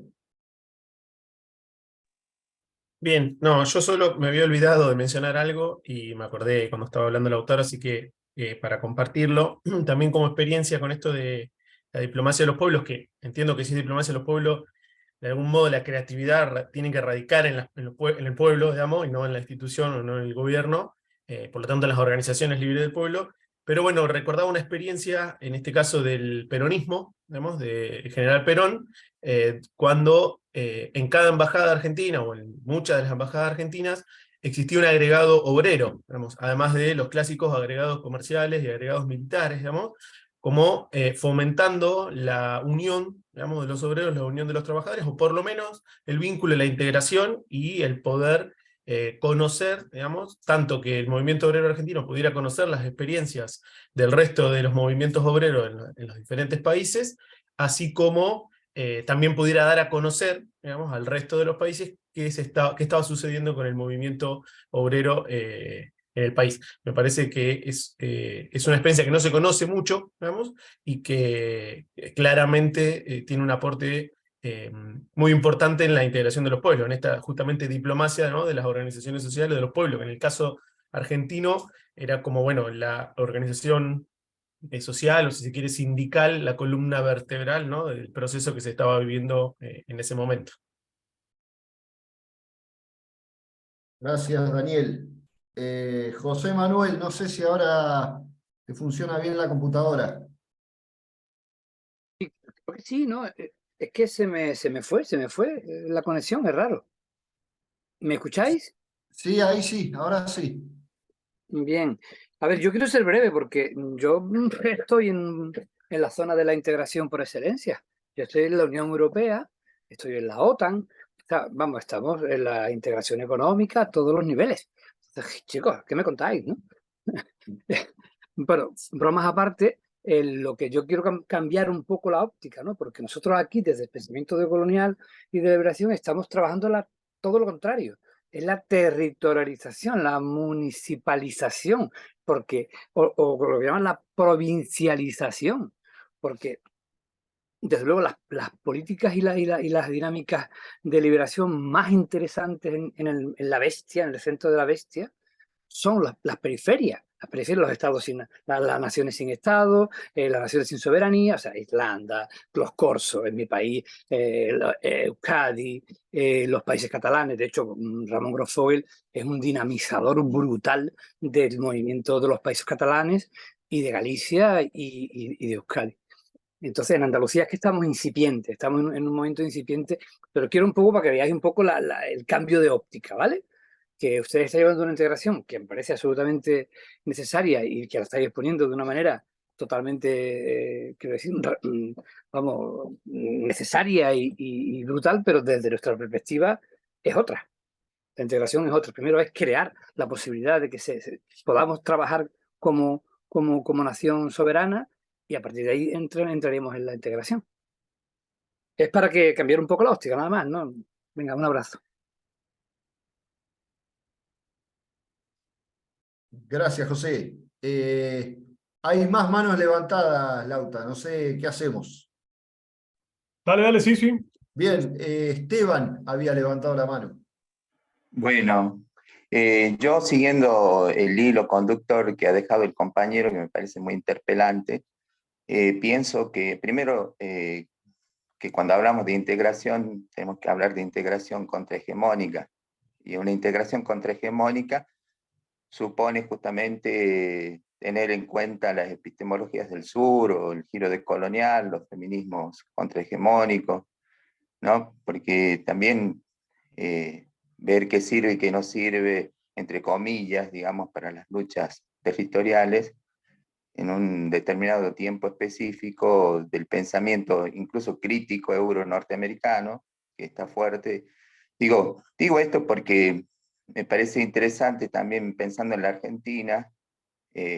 A veces hablamos de la economía argentina, por ejemplo, y hablamos del empresariado y demás, pero también me parece interesante poner en tensión la categoría de colonialismo interno, porque esa integración contrahegemónica de la cual creo que estamos hablando para nuestra América, para el Abya Yala, tiene que ser una integración, y concuerdo con el compañero, desde las periferias, también desde los territorios, desde las poblaciones, y hay conflictos internos, ¿no? Conflictos internos que derivan también de esa necesidad de problematizar lo que es el colonialismo interno, ¿no? Porque, por ejemplo, pienso concretamente en la tensión que hay entre concepciones neodesarrollistas y concepciones del postdesarrollo.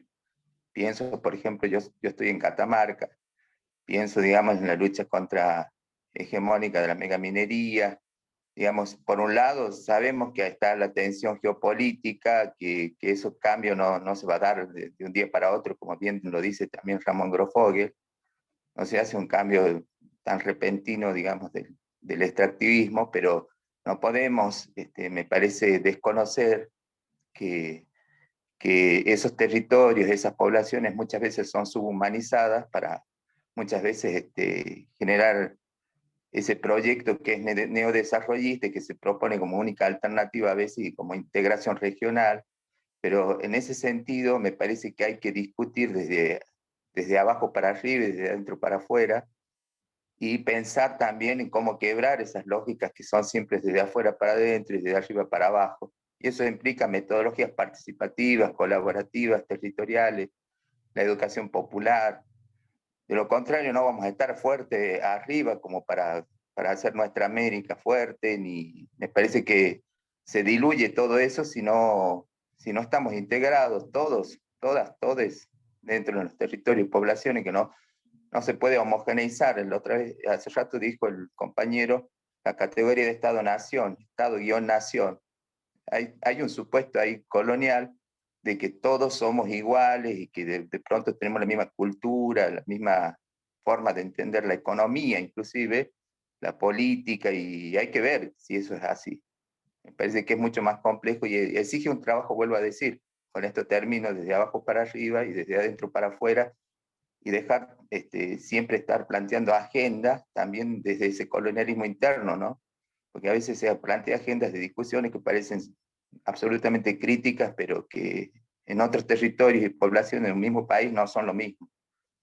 Y a veces no hay dispositivos para que se escuchen esas voces alternas. Bueno, eso solamente. Gracias. Gracias, Esteban.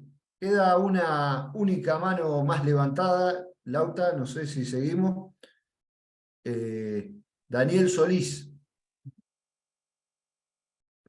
Bien, gracias.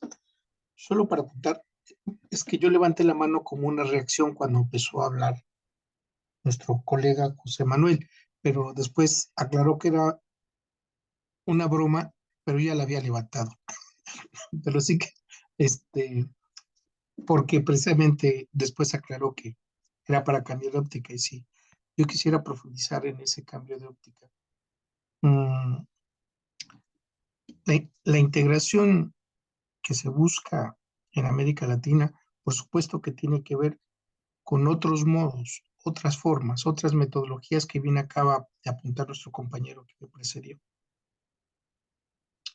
Y recordemos que aquí en Europa, yo estoy en Europa, soy mexicano, asilado político en Francia, del régimen anterior al de AMLO, de Peña.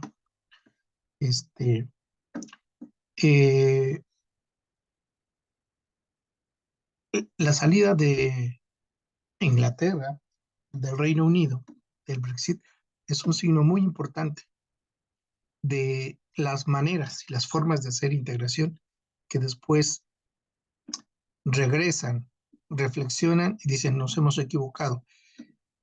Y ahora, con lo que está sucediendo en Francia, con la gota que he derramado el vaso, porque son muchas cosas que se vienen dando en Francia, se está planteando seriamente la posibilidad de salir de esa famosa integración europea.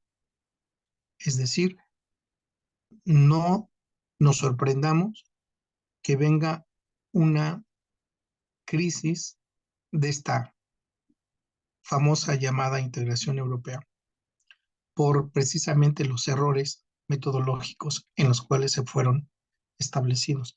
Es por eso que en América Latina posiblemente se pueda ir más lento, mucho más lento, más complejo, pero si se van cuidando las metodologías de ir desde abajo en un diálogo de manera equilibrada y que no necesariamente tenga que atravesar por el aspecto económico, que puede ser un elemento más, pero no el fundamental.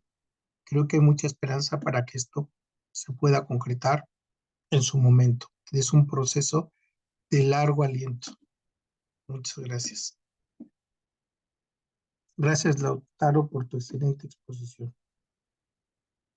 Muchas gracias, Daniel.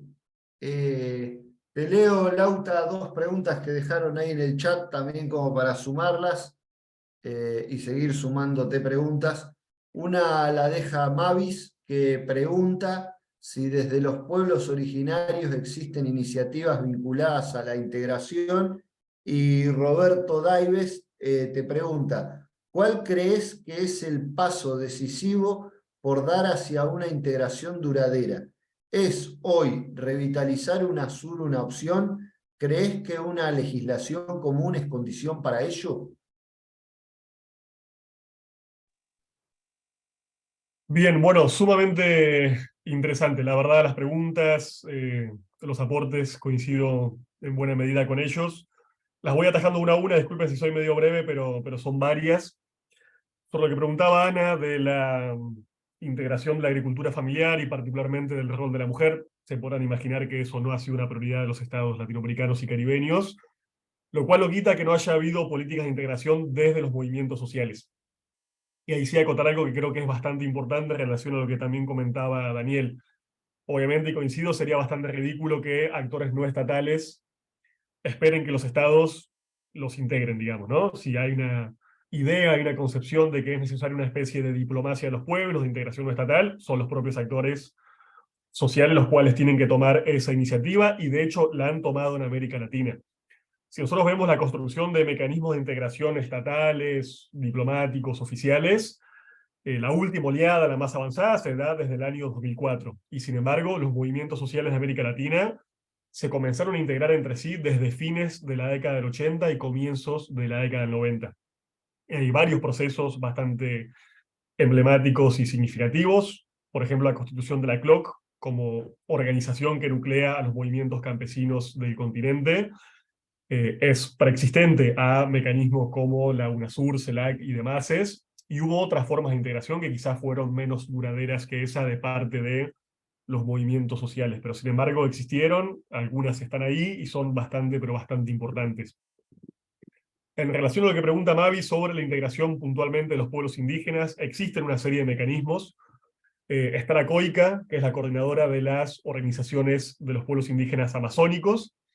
Está la CAOI, que es la de los pueblos indígenas más bien de la zona andina, y después está el Foro Indígena de Abya Yala, y también el Foro de Soberanía Alimentaria. Cada uno con sus particularidades. Algunos mecanismos, y en esto voy a ser muy sincero, están bastante penetrados por la acción de diversas ONGs que han puesto recursos y han hecho algunas estrategias de cooperación, pero los pueblos indígenas tienen desde fines del 80, comienzos de los 90, sus propias formas de integración, y sin duda, no soy un especialista en el tema, tienen interesantísimos balances que aportar a estos debates. Después, con esto que planteaba Daniel también de los agregados obreros, es un mecanismo realmente bastante interesante. Hay que decir que incluso en la década del 60, del 70, en los tiempos del tercermundismo, del movimiento de países no alineados, una práctica frecuente de organizaciones populares y partidos era tener embajadores o embajadurías individuales o colectivas en diferentes países. Embajadores que no eran de los estados, embajadores que eran de los propios movimientos y partidos. Por ejemplo, las Panteras Negras de Estados Unidos tenían embajadores en Argelia, digamos. Algo que nos parece bastante raro de concebir hoy en día, pero una práctica frecuente y me parece que es bastante interesante también para considerar en este universo amplio de las políticas de integración. Con lo que dice José Manuel, me gusta la provocación, esa especie de idea de que Europa está en un viaje de vuelta y que hoy lo progresivo, anticolonial y liberacionista en Europa es todo lo contrario, es quizás romper mecanismos de integración que han sido bastante tiránicos, conservadores, vinculados a políticas neoliberales, políticas como las de la OTAN. No soy un especialista en escenario europeo, pero me parece una idea sugerente y sumamente atendible. Sobre todo si uno piensa y considera textos, les recomiendo un texto para que se enojen o se peleen y discutan, que es el Manifiesto Europeísta del filósofo esloveno Slavoj Žižek, en el cual plantea una defensa del europeísmo que, como yo sospecho y sostengo, es muy difícil de defender de forma desgajada de la propia historia colonial imperial de Europa, digamos. Creo que ese mismo ideal europeísta está bastante manchado de sangre y tiene algunos crímenes que rendir cuentas. Pero bueno, creo que es un texto interesante para conocer y para polemizar, para ver cómo cierta izquierda europea sigue entendiendo el europeísmo en una definición hoy totalmente colonial. Pero bueno, eso no implica que tengamos que sacar esa conclusión para América Latina y el Caribe. Lo digo en el sentido de que hay una práctica bastante habitual de la intelectualidad europea, incluso de la intelectualidad crítica, que es esta idea de vendernos a las periferias sus propios errores y sus propias miserias. En el caso de América Latina y el Caribe, nuestras políticas de integración o nuestros propios nacionalismos latinoamericanos no han sido culpables de las mismas cosas que fueron los europeos, entonces evidentemente la dialéctica es absolutamente diferente y las políticas de unidad y de integración se ven de manera divergente en los centros y en las periferias globales. Yo creo que ese clivaje de centros y periferias, desde esta mirada de colonial, nunca tenemos que perderla. Después, sobre esa idea de Esteban, de una integración contrahegemónica, yo más o menos igual sobreentiendo que cuando hablamos de integración desde América Latina ya suponemos que es una práctica hegemónica, por eso mismo que acabo de explicar.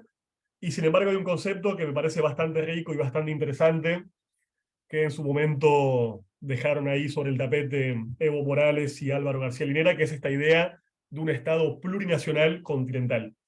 O sea, la idea de una integración que es subestatal, estatal y supraestatal y que incluye mecanismos de integración de las propias nacionalidades que albergan cada uno de nuestros estados, obviamente en algunos casos reconocidas y en otros casos aún no reconocidas. Es un concepto, es una fórmula que no ha sido ni trabajada ni demasiado desarrollada, pero por lo menos como idea, como metáfora si se quiere, me parece que es bastante rica y bastante significativa. Y lo último, sobre esta idea que traía Ana del sistema mundo y del debate sobre multipolaridad, es un debate que hoy evidentemente está muy presente. Incluso me tocó hace muy poquitos días escribir una polémica con una intelectual de la India. Después se las puedo mandar porque creo que el planteo de ella es interesante también para discutir y problematizar, donde ella plantea que esta idea de la multipolaridad es una idea conservadora, una idea naturalmente antidemocrática, en tanto rastrea sus orígenes en las derechas rusas, en sectores ultraconservadores y paramilitares de la India, o sea, mapea una serie de tradiciones políticas intelectuales que abrevan en lo multipolar, que muy casualmente no mencionan e invisibilizan completamente a América Latina y el Caribe.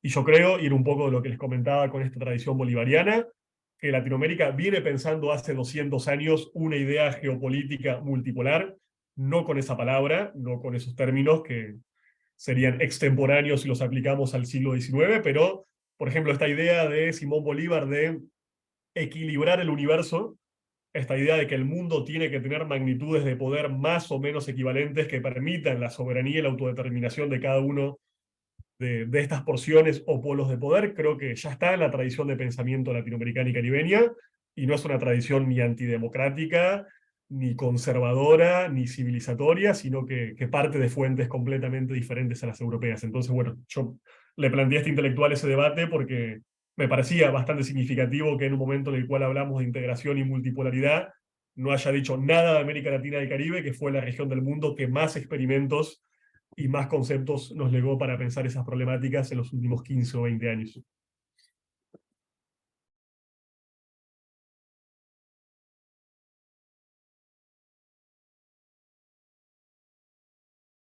Gracias, Lauta. No sé si alguien más quiere hacer alguna consulta, alguna reflexión.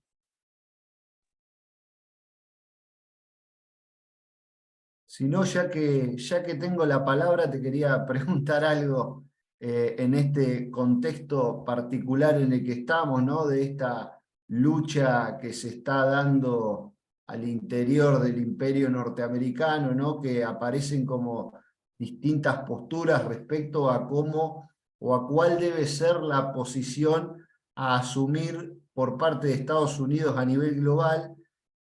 No sé si ¿podías acá compartir con nosotros alguna reflexión, algún punteo en relación a cómo pensar la integración latinoamericana en función de este contexto particular?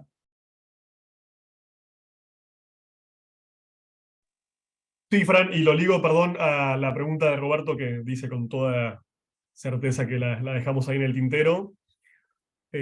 Como les comentaba antes, evidentemente el debate de la integración es un debate presente. Creo que tenemos ya bastantes experimentos y años para empezar a hacer algunos balances tentativos, no caer en esta tentación de querer inventar la pólvora a todo momento. Y creo que estos últimos años de integración dejaron algunas luces y algunas sombras.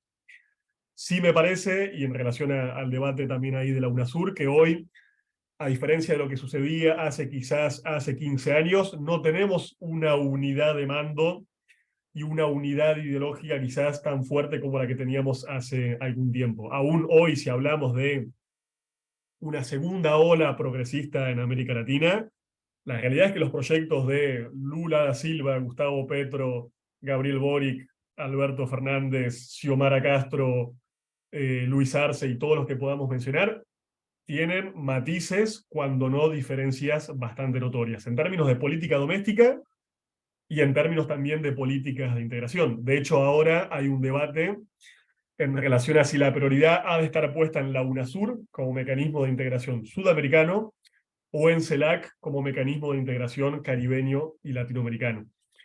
Ahí Brasil en general viene priorizando y enfatizando la integración del área sudamericana, creo yo por una cuestión obvia en relación a que Brasil mira a Sudamérica. Brasil es históricamente un país que no ve al Caribe y no ve a Centroamérica en lo más mínimo.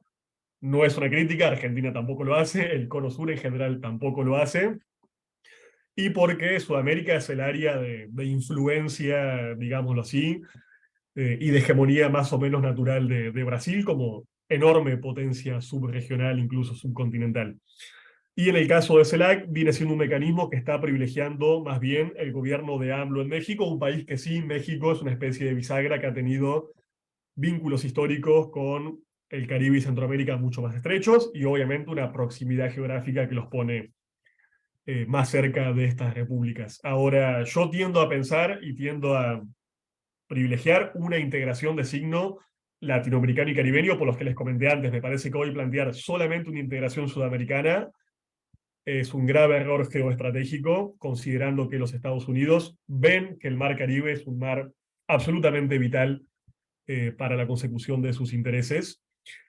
Obviamente que estos mecanismos no son necesariamente contradictorios, pero sí hay una finitud de recursos materiales, políticos, organizativos, humanos que en algún momento va a haber que orientar. Y sí viene pasando que me parece que se han generado muchos mecanismos de integración que hasta el momento no han despuntado todavía y no han tenido grandes logros que anotarse, me parece, en los balances. Incluso hace poco habíamos entrevistado a Leónidas Issa, principal dirigente indígena del Ecuador, una figura muy interesante, y él nos planteaba, y yo coincido, que hay que dejar de inventar chapas y siglas y mecanismos de integración, y hay que darle vida política y orientación estratégica a los que ya tenemos y hemos construido. Si no, el riesgo es tener simplemente una especie de organigrama muy complejo de siglas y nombres y logos que se solapan, pero que no tienen ningún tipo de eficacia práctica a la hora de defender los intereses regionales. Y creo que, como veníamos charlando, el aspecto económico es absolutamente importante.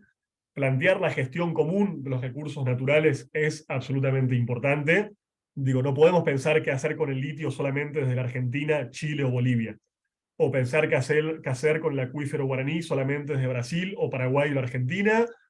o qué hacer con, no sé, el producto, recurso estratégico que consideremos solamente aisladamente como políticas nacionales. Incluso viene pasando que se habla de las oportunidades que da un mundo multipolar, oportunidades que yo coincido que existen y son concretas y materiales, pero si vamos a negociar con China, como negociamos con Estados Unidos, de manera balcanizada, y le vamos a vender a China lo que le vendemos a otras potencias, que son porotos de soja, sin pensar en mecanismos de integración y de crecimiento industrial, creo que nuestros límites van a ser prácticamente los mismos, y no vamos a lograr superar nuestra situación de dependencia crónica. Entonces, creo que hay una ventana de oportunidad global, lo da este mundo tendencialmente multipolar, pero esa ventana de oportunidad solamente va a ser aprovechada si es usufructuada como región, integrada en sus aspectos más duros, insisto, económicos, de infraestructura, militares, de defensa, de gestión de recursos naturales y demás, no solamente como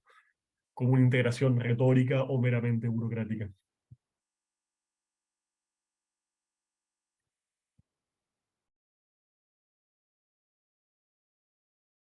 Gracias, Lauta. Ahí hay un mensaje que había dejado Jostron que dice: desde el repensar del sintiente para el Tratado de los Pueblos, la patria es el hombre y la mujer como un todo para el poder popular, el poder es el servicio al otro desde la alter sofía del reconocer al otro, del ser para hacer descolonizando, sin colonizar, rompiendo la lógica de aguas abajo. Bolívar no es un recuerdo, es un ideario de la patria grande desde la integración latinoamericana. Bien, no sé si alguien tiene para hacer algún comentario más o alguna pregunta.